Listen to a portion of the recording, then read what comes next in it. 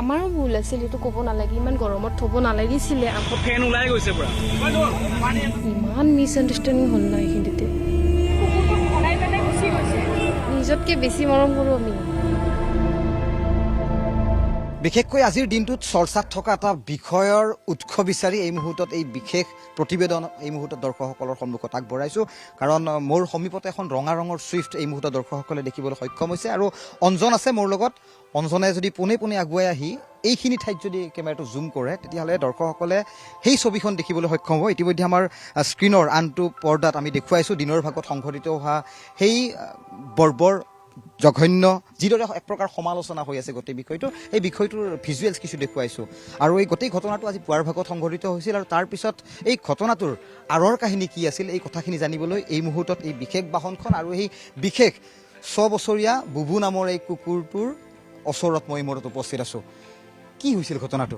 মানে আমি দাদা মানে তাতে লৈ গ'লে কাজিয়া হৈ পেলাই গমেই পাইছে এইটো। লৈ গৈছে যদি তাতে আমি মানে দাদাৰ ভোক লাগিছে কিবা ল'ব দি পঠাইছে। তাতে গ'লোঁ, যাওঁতে মানে ইমান গৰমত মানে থানাত ওচৰত মানে বহুত কুকুৰ আছে, দুটা কুকুৰ তাতে বহি আছে কাজিয়া কৰে কাৰণে আমি ভাবিলোঁ গাড়ীত থৈ যাওঁ, অলপমান যামে আৰু আহিম। অলপ খালি গ'লোঁ আৰু আহিলোঁ। ইমান মিছ আণ্ডাৰষ্টেণ্ডিং হ'ল না এইখিনিতে ক'ব নোৱাৰি। প্ৰচণ্ড গৰম আজিৰ দিনটোত তো মানুহে এই কথাটোৱে কৈছে যে গৰমত কিয় এটা কুকুৰ গাড়ীৰ ভিতৰত সোমাই থ'ব লাগে। ইমান গম পোৱা নাই ন এনেকুৱা হ'ব বুলি। হ'লে আৰু আমি এনেকুৱা থৈ গ'লোঁ হয় নেকি বাৰু? তোমালোকে থানাত গ'লা? থানাত গৈছোঁ। থানাতে গোটেই দিন আমি।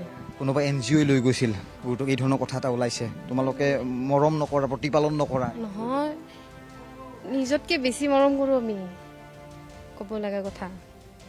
কি নাম ৰাখিছে? বুবু। এবাৰ দেখুৱাইছোঁ বুবুক। আৰু যিটো বুবুৱে আজি চট পতাই আছিল এই বাহনখনৰ ভিতৰত। কিছু আগুৱাই আহিম আৰু মই এই বাহনখন দেখুৱাইছোঁ এই মুহূৰ্তত। এই বাহনখনৰ গ্লাছৰ কিছু অংশ খোলা আছিলে আৰু ভিতৰত এক প্ৰকাৰ চট পতাই থকা অৱস্থাতেই বুবুক উদ্ধাৰ কৰিছিলে গণেশগুৰিৰ একাংশ ৰাইজে।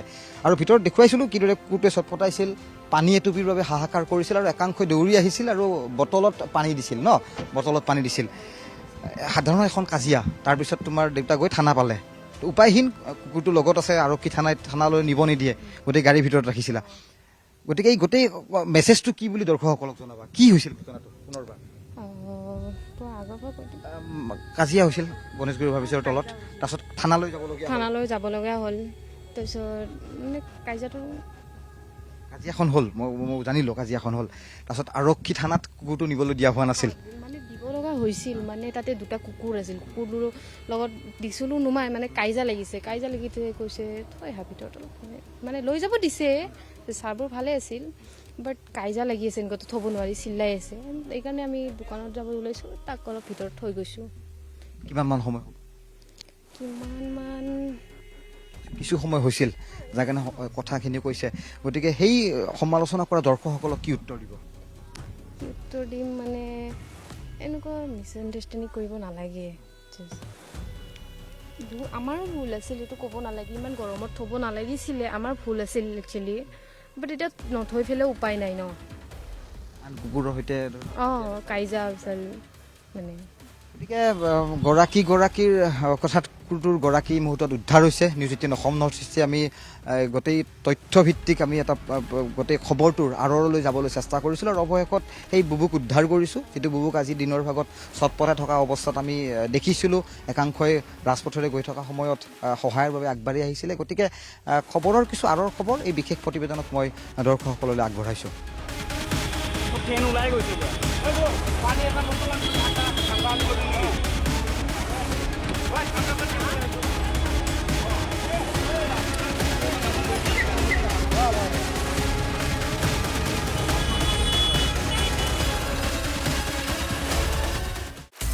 আপুনি বিচৰা বাতৰি পাব কেৱল নিউজ 18 এপত। নিউজ 18 এপ ডাউনলোড কৰিবলৈ স্কেন কৰক এই QR কোড। গুগল প্লে ষ্টৰতো পাব এই নিউজ 18 এপ।